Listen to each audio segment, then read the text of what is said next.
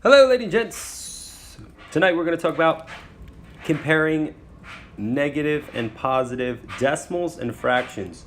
To do this, the easiest thing is to graph our numbers on a number line. Visually, it helps us make sense of what's going on here. So we have three options when comparing these. One's going to be greater than, it can be less than, or it can be equal to. We can take out the equal to because we have that zero there in the in the tenths place value. That's gonna make these a little bit different in value. So let's graph this first number first, negative 3 8/100. So if we added negative 2/100 to that, we would get negative 3/10. So negative 8/100 is actually a little bit greater than negative 3 1/10, and it's going to be right about here in blue. All right, so that's where that sits on the number line. And when we take a look, we'll do this one in red, negative 3 8/10, we see that it's here on the number line.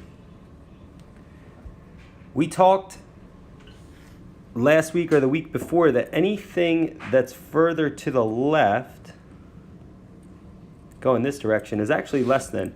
So when we write this, when we're comparing these two, we would write, and I'll put this in green just so we can show all the differences, negative 3 8/100 is actually greater than negative 3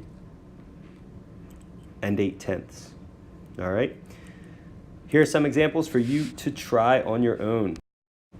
All right, now taking a look at fractions, we are going to compare negative 1/2 and negative 3/4.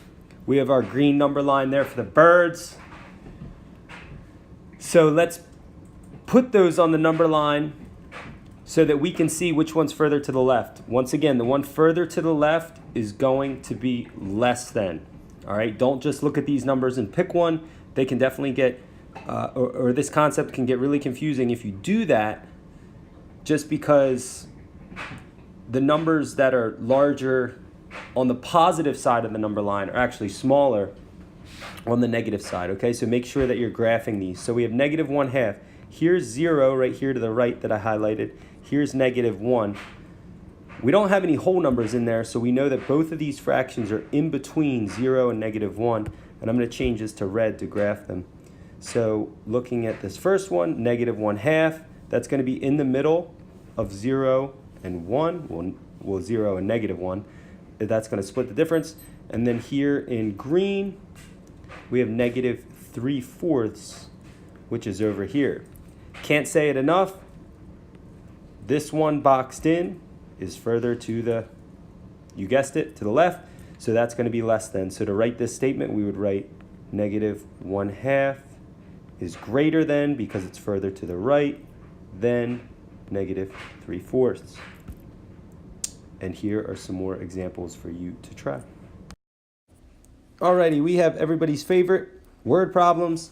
So we have a Chinook wind is a warm mountain wind that can cause rapid temperature changes. The table shows 3 of the greatest temperature drops ever recorded after a Chinook wind occurred.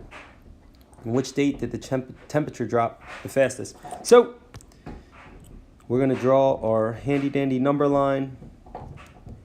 And January 10th, which I'm going to mark in red, that one doesn't go past negative 4, but it's in between negative 3 and negative 4. So we're going to make negative 4 the smallest number on there. There's 0, and in between that we have 1, we have 2, and we have 3. And they would all be negatives. All right, so let's mark on our number line January 10th. We're going to do that in red. So we go to negative 3, and then 1/10 is right about there, give or take. And we could break that number line up to even more. We can make this negative 1/10, and then this would be negative 2/10, and so on. If we wanted to do that, I don't think we have to though. All right, in blue we'll do November 10th, 1911, and we had negative 5/8. So 4/8, negative 4/8 would be half. So negative 5/8 is going to be a little bit past that right there. So negative 5/8. And last one we'll do in our favorite Kelly green right now We have negative 2 1/5. Here's negative 2. We're a little bit past that right here. So it says, which date did the temperature drop the fastest? Temperature dropped the fastest on January 10th, right here, 1911, because that number is the furthest away from 0. And we talked about absolute value. This is 3 1/10 units away from 0.